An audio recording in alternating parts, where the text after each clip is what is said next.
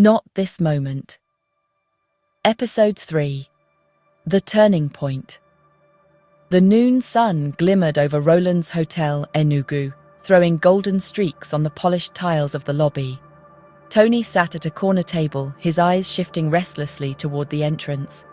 He had arrived early, long before Rose's message came through confirming she was on her way.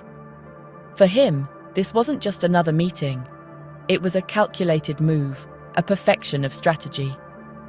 Since that unnerving phone call from Rose that had threatened to expose everything, Tony had worked tirelessly to bring the situation back under his control. Today was supposed to be the day he sealed it.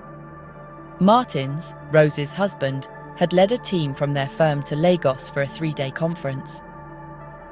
Tony had secured permission to skip the trip under the guise of attending to personal matters. Those matters were sitting right before him in his mind, Rose and the secret they shared. Moments later, Rose arrived. She looked graceful, yet weary, her face holding a calmness that Tony found disarming. He rose quickly, pulling her into his arms. Rose didn't resist. The embrace lingered, warm and charged with unspoken emotions. Tony leaned forward and planted a light kiss on her lips. To his surprise, Rose returned it passionately.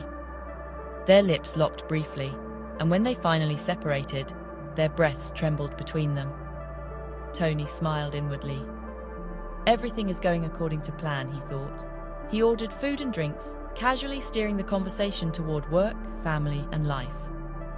Then, with a mischievous grin, he told her, "It's been so long since we met like this, Rose. Let's make every moment count." But halfway through their meal, Rose's tone shifted. Tony, let's talk about what brought us here. I have to return to work soon. Tony nodded, pretending patience. He reached into his pocket, brought out his phone, and laid it on the table, screen facing up.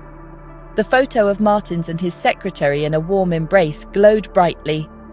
Rose's eyes caught it almost instantly, though Tony acted as if it was nothing. "Rose, even after everything that happened, after the covenant was broken, I'll always protect you. What we had, what we shared, will never die. I've spoken to the spiritualist. He said we have to visit him to learn the proper way to break the oath so we don't make mistakes. I have to visit the spiritualist soon." Tony, I'm scared. Martins is beginning to suspect something. The longer this goes on, the harder it is to hide. I feel guilty every day. Tony reached for her hand, ready to reassure her, until Rose's eyes fixed sharply on the phone. Wait, isn't that my husband? "What?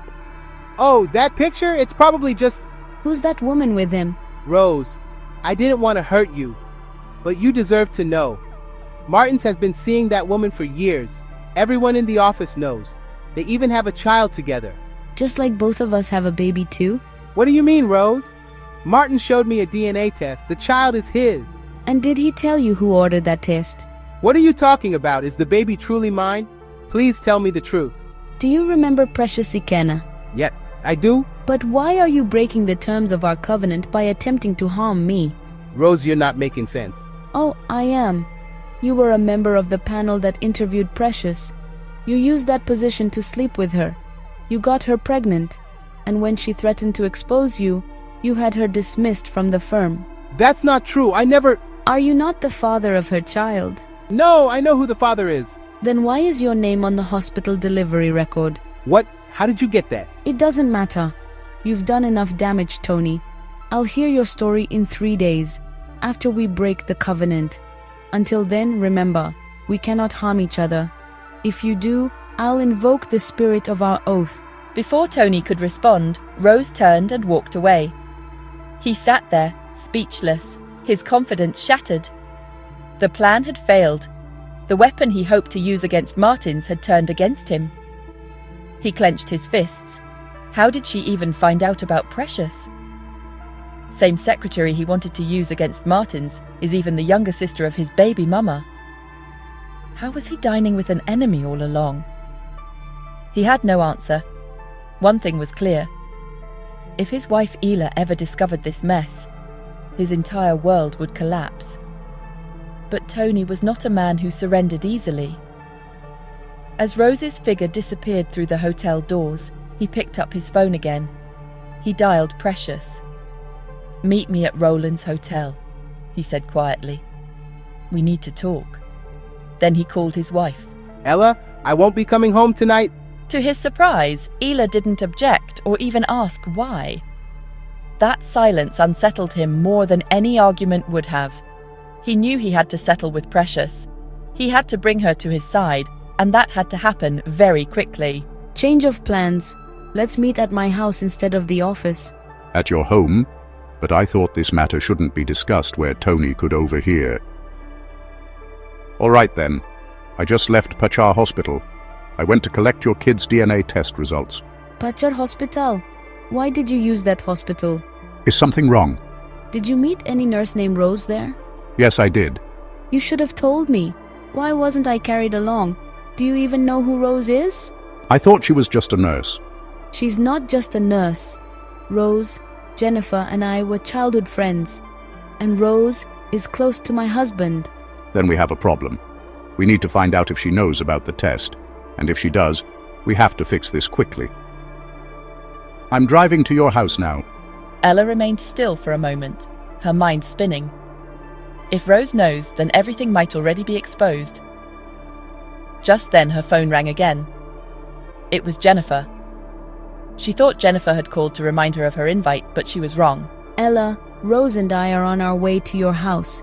I went to see my doctor at Pachar Hospital, but he wasn't around. So since Rose was closing, we decided to come together. Ella's fingers trembled. Her voice caught in her throat.